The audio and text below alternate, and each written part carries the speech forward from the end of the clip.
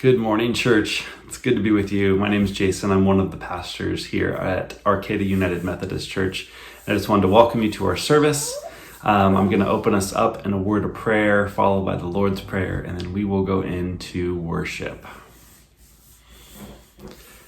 Jesus, thank you for gathering us here together this morning, wherever we are in our homes. And I just pray over this time. I pray we would sing our hearts out to you. I pray that we would know and draw closer to you. And I also pray for anyone who wants to be in person but can't for whatever the reason is. And we just ask that your presence is with them. And Lord, we pray the prayer that you taught us to pray. Our Father, who art in heaven, hallowed be thy name. Thy kingdom come, thy will be done on earth as it is in heaven.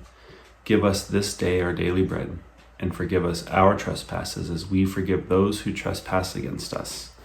Lead us not into temptation, and deliver us from evil.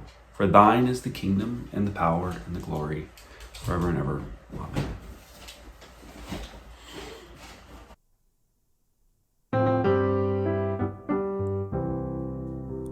Why should I feel discouraged? Why should the shadows come? Why should my heart be lonely and long for heaven and home? When Jesus is my portion, my constant friend is He. His eye is on the sparrow, and I know He watches me. His eye is on the sparrow, and I know He watches me. I sing because I'm happy, I sing because I'm free, for His eye is on the sparrow, and I know He watches me.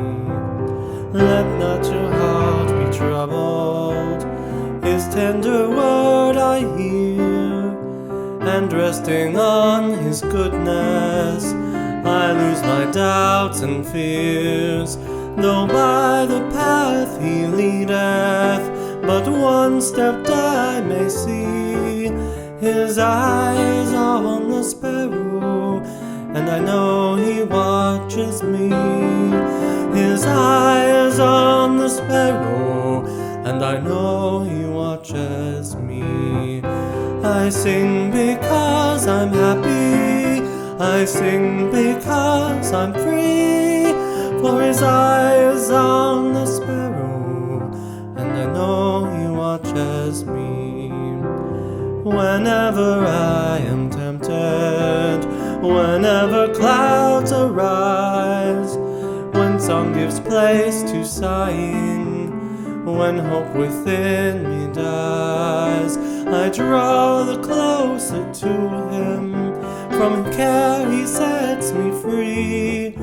His eye is on the sparrow, and I know He watches me.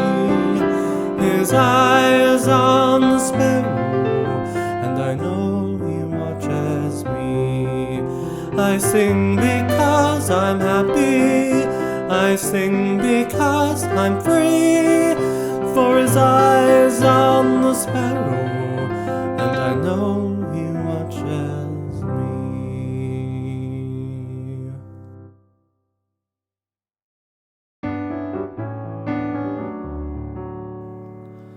It is the cry of my heart to follow you. It is the cry of my heart to be close to you. It is the cry of my heart to follow all of the days of my life. Teach me your holy ways, O Lord, so I can walk in your truth. Teach me your holy ways, O Lord, and make me wholly devoted to you.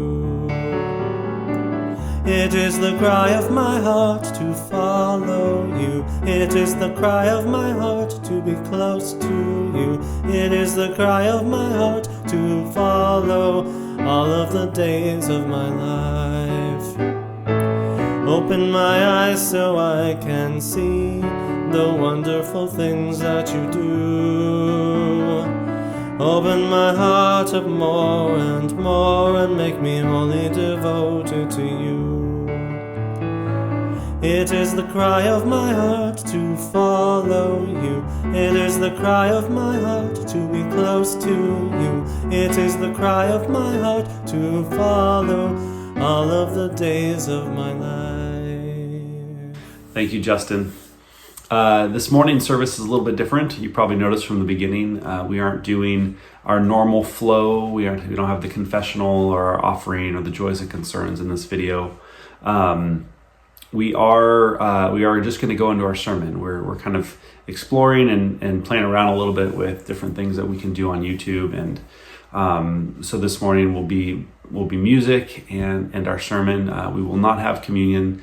If you are able to come, we do have our service at 9:30 on the plaza. Or on the courtyard. We sing and then we go into the building. So blessings on this sermon. Good morning, friends. Good morning, everybody. My name is Bethany. I'm Jason. We're the pastors here, and we just wanted to welcome you to our Sabbath Sunday. Just wanted to let you know that we feel a very big call, a draw towards Sabbath, towards the practice of Sabbath. And we've been in a series right now called Why We Do. So we're looking at all the aspects of our Sunday gatherings, our service, our worship time, and why we do them. So we looked at why we sing and why we preach God's word. Why we bless. Why we bless, why we give. So today we're looking at why we rest or why we Sabbath. And we just wanted to kind of usher in this notion of Sabbath and invite you to practice it alongside of us. Did you want to talk a little bit about Sabbath and how it's been for you? So Sabbath has been like a really significant part of my life for, I would say, 20, maybe 18 years. It was introduced, not like I'd never heard of Sabbath before, but it was introduced to me by a church we were at. And it's since then become probably one of the most important practices in my walk with Jesus. So I really treasure it. Hold on. This plant is so cute and I love it, but it's making me feel awkward, so I'm going to move it. Our Sabbath plant is going down here. Sabbath plant gone. All right. Okay, go ahead. Keep talking. I was like kind of in my way there for a minute. Oh, I thought you were in like a zone. No, it's good. So it's just been this really, really important practice for us, for our family, and we have seasons where we're better at practicing and seasons where we're not as great. Yeah. So I just want to spend just a couple of minutes just maybe rooting us in a little bit of Genesis theology about Sabbath. But first, I wanted to start with just a small quote from, if you've never read, there's a rabbi, and he's passed since, but his name is Abraham Joshua Heschel, and he's got this awesome book called The Sabbath. And I've read it probably 30 times. It's so good. I keep buying different copies and giving them away. But he says this. He says, the meaning of Sabbath is to celebrate time rather than space. 6 days a week, we live under the tyranny of things of space. On the Sabbath, we try to become attuned to holiness in time. It is a day on which we are called upon to share what is eternal in time, to turn from the results of creation to the mystery of creation, from the world of creation to the creation of the world. Wow. Yeah, so so I want to just talk for a second about what Sabbath means in terms of time. So when you look at the Genesis account, Genesis 1, God creates 6 days. On the seventh day, God rests. And it says it's the first time God calls something holy. It says on this day He rested. The word Sabbath it means to cease. It can mean to rest, cease from work, production. And what I love about it is, historically, if you were to look at religions, at least at that point in the world, most religions would call places sacred. And our scriptures do have that as well. But in this is one of the first religions to call something other than a space holy, which is time. So he actually calls time holy. And what I love about it is it kind of flips our idea of what we think about our work. So we, as Americans, we work and then we rest. But I think the way that God sees it, at least through the Genesis account, is we work from a place of rest. So Right. we rest first and then we work, instead of working and then we rest. So God did all the work in those, however you look at that first period of time. God did it without us, didn't need us, but the first thing God invites us into is the Sabbath. So we rest first and then we work. And it's that whole idea of celebrating the sacredness of time. It's this window of a moment. I mean, Jews will practice a full 24 hours, from Friday at sunset to Saturday at sunset. And I think that's a practice people can take on, but I also think it can look a lot different for different people. So Bethany is going to talk just a little bit about what Sabbath looked like for the Israelites. Yeah.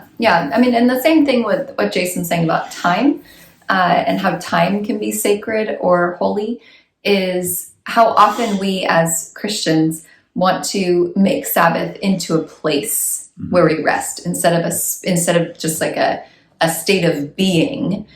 So in order to practice Sabbath, oftentimes people see going to church, going to the building, creating those sacred places again, instead of experiencing the rest, that fullness of God in the current locations that they are in. So, the part of that whole idea of working from a place of rest, one of God's first commandments to human beings, to Adam and Eve, was to work, to name the animals, to be that co-creator with God that works the land and stewards, absolutely. Cultivates, yeah. And so that's a good thing. Work is a good thing. But the picture that we see is that it comes from that place of rest, of that place of having absolute trust and faith in God, that God is the one that provides. That we work from that foundation of trust in God.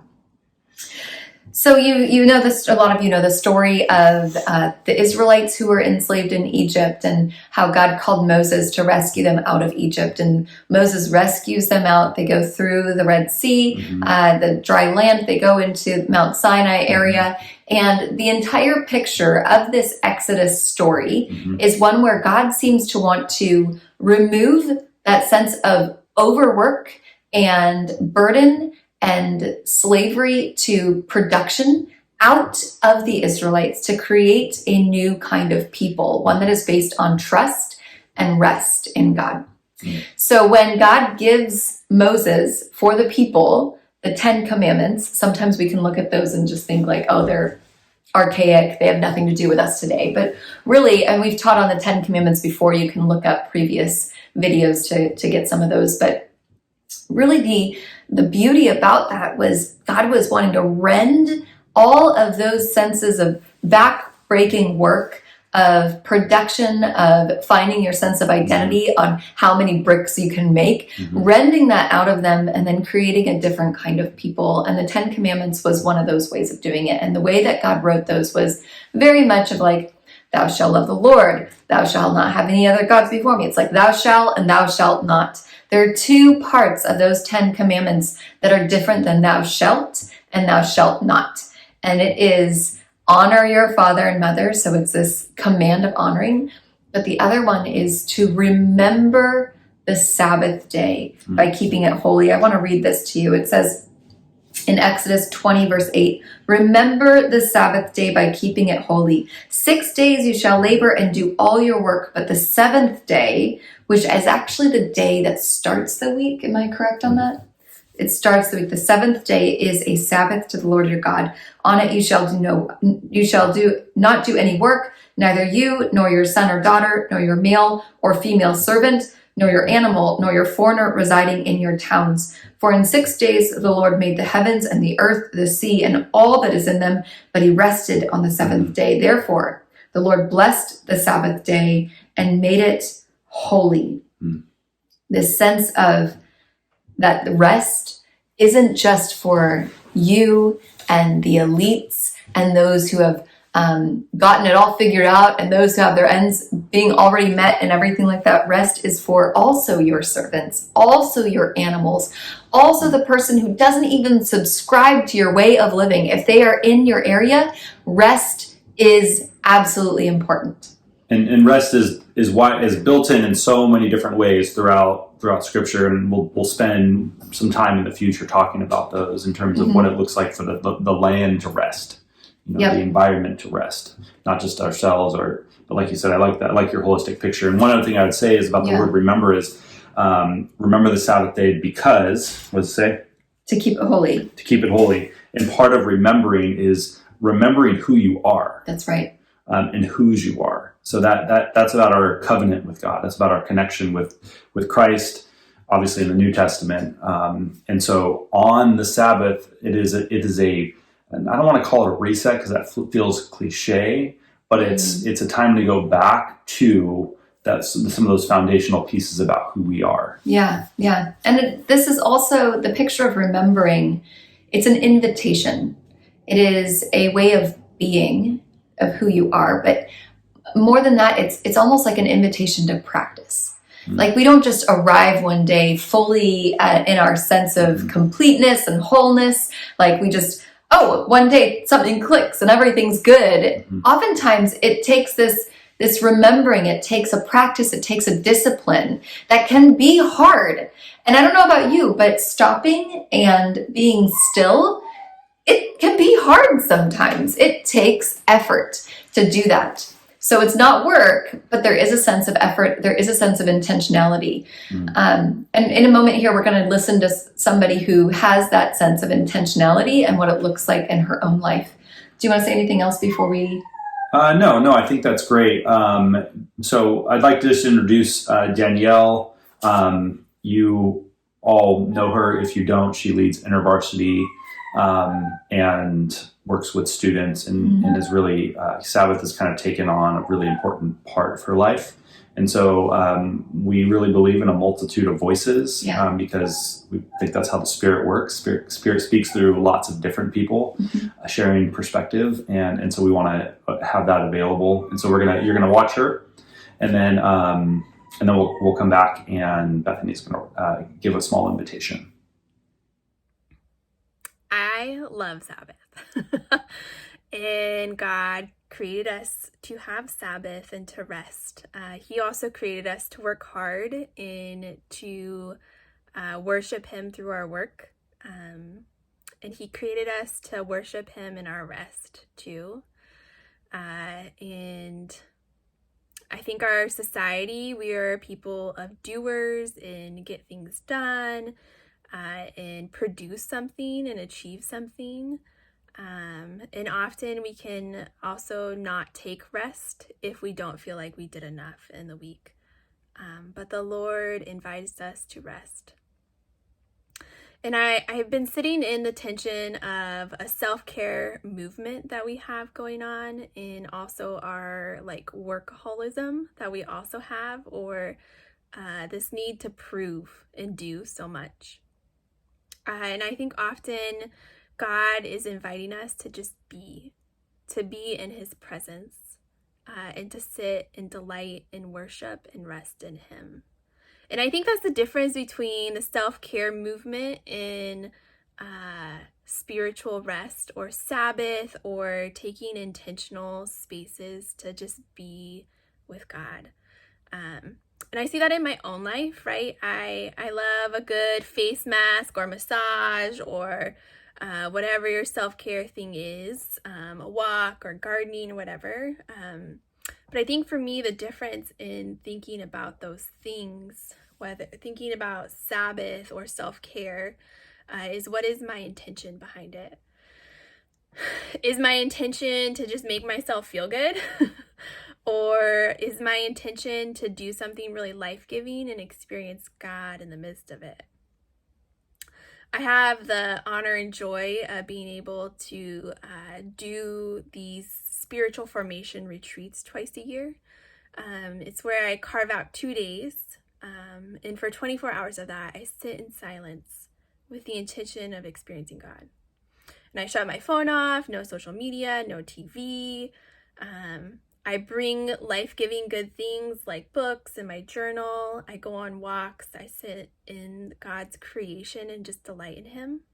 And this last time, especially after a pretty like emotionally draining year, which I'm sure a lot of us can resonate with, I felt God just inviting me to delight in what he had created, to delight in the food I ate, to delight in the lilac bush I sat under, and to worship him and just being with him, and not feeling like I needed to produce something or even justify why I was resting, but just to sit in his presence. And I think so often we take a day off, we do good things for ourselves, but do we have the intention behind it of, this is something God is inviting me into and I want to experience him while I'm doing it? Do I want to experience him while I'm laying in the sunshine and staring at a lilac bush? Or do I intentionally disrupt my life on Sabbath to not be a consumer, but to be a beer, and to just be and sit in God's presence? And I think that's the difference for me, even in Sabbath. I'll take a day off every week, but I won't often intentionally say this is my Sabbath, where I'm going to intentionally be with God today as I do life-giving things, as I sit in his presence. And so I encourage you and I invite you to think about that. From the outside, it can look very similar to like self-care or taking a day off, but will we be intentional with sitting in God's presence and seeing rest as a gift from God, because he created us to be image bearers of him? And in every season, Sabbath or being intentional in rest looks different based on what God is inviting us into or what we need. But I encourage you and invite you to reflect on that. What does it look like to rest with God rather than just take care of ourselves? Because God wants to take care of us. Thanks, Danielle. Yeah, thank you for that. That was just exactly what I needed to hear. And I feel like there was such a good invitation in there from you, Danielle. And I want to bring another invitation to us as we step into this practice of Sabbath together. Sabbath is not meant to be legalistic because of Jesus Christ. We know that there's a sense of rest that we're invited into all the time because of Christ. But there is this practice that God has brought into our lives that we get to step into a little deeper one day a week. And maybe it's not the same day every week, but I invite you to pencil it into your calendar that from this time to this time, I am turning off my phone. I am stepping away from the daily chores. I am going outside and being in nature. So I encourage you, even today, after you listen to this, to take a moment to at least a good hour. I would love it if it was longer. And just step outside. So here are some simple practices of recognizing what it looks like to enjoy God's presence and the delight of God over you through this experience of rest. The first is maybe you can stand in the warm sun. Now in Humboldt, sometimes we don't have as much warm sun, but finding a place of being outside and lifting up your face towards where the sun might be behind the clouds. And imagine... As you're able. And imagine God's love pouring down over you. And in that spot, just take a few deep breaths.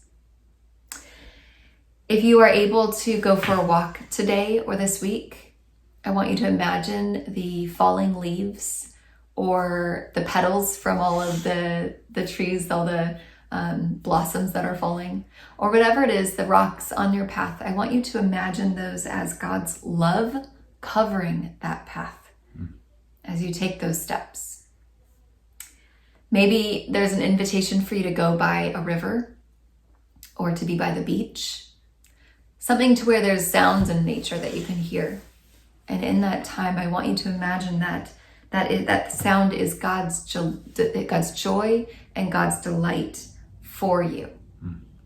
Now, these experiences become our holy imagination to see the holiness of the moment, the holiness of the time, not of the place, not of the cathedral, not of the sanctuary, but of the time that you are there with God, with Christ, with you. So church, may you see that the meaning of Sabbath is to celebrate time rather than space.